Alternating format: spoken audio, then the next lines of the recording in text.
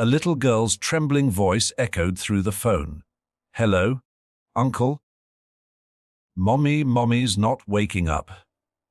But it wasn't the emergency hotline she had called. It was the private number of one of the richest men in the country. And within minutes, her wrong call would change all their lives forever. It was a quiet Sunday morning in a small, dim apartment on the outskirts of the city. 7-year-old Lily sat on the floor coloring on a torn piece of cardboard. Her mother, Grace, had been coughing badly for days, working double shifts at a diner just to keep food on the table.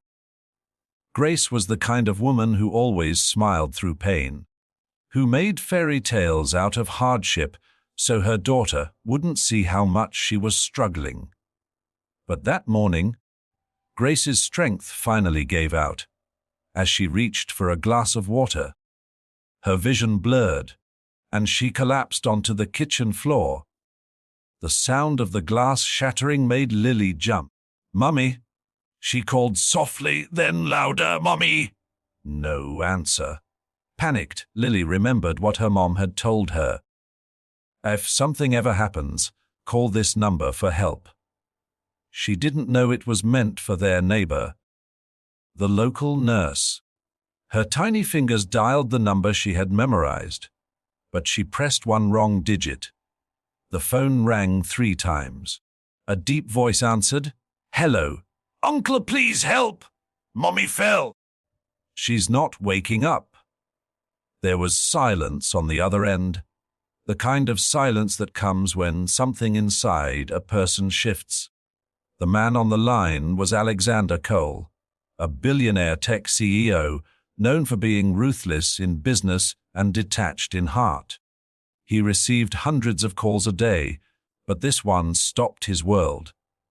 He was about to hang up, assuming it was a prank, but the sound of Lily's sobbing pierced through his chest. "Where are you, little one?" he asked softly. "I don't know. We live near the river." "In the yellow building. Mommy said I should call when she falls." Alexander felt a strange urgency, a pulse of something he hadn't felt in years. Compassion. He quickly traced the call location through his company's network. Within minutes, he called his private driver. "Find that child."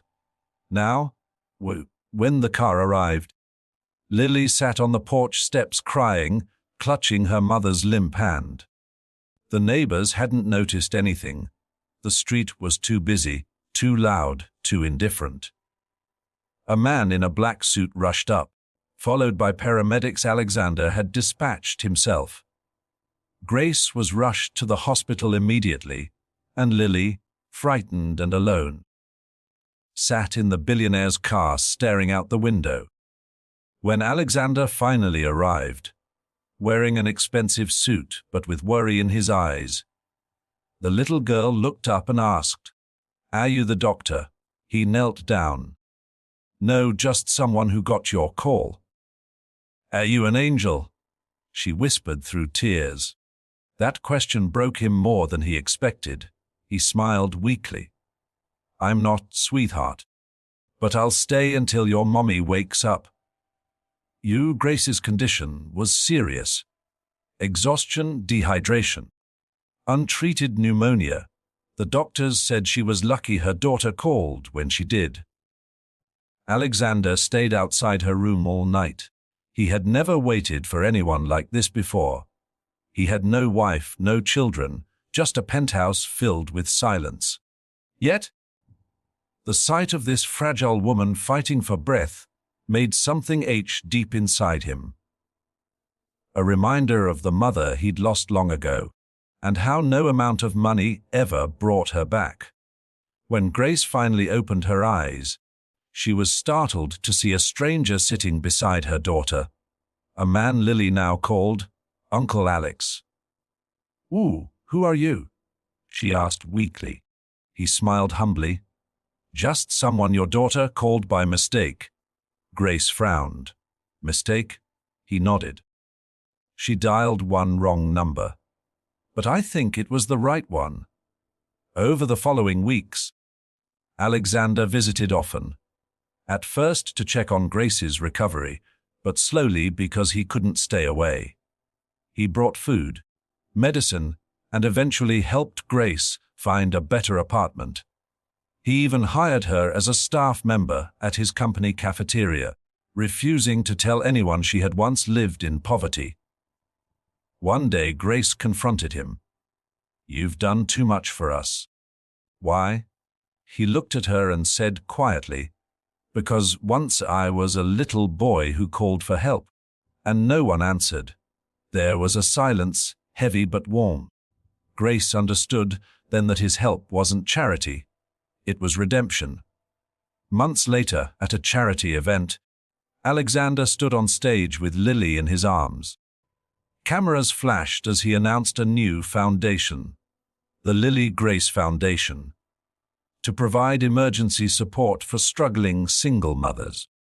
When reporters asked what inspired him, he smiled at the crowd and said, "A wrong number that turned out to be the right call." In the audience, Grace's eyes filled with tears. She held her hands together, whispering a prayer of gratitude. Lily, still small enough to believe in miracles, leaned toward her mom and whispered, "See, I told you angels answer phones too." That night, Alexander drove the two home himself.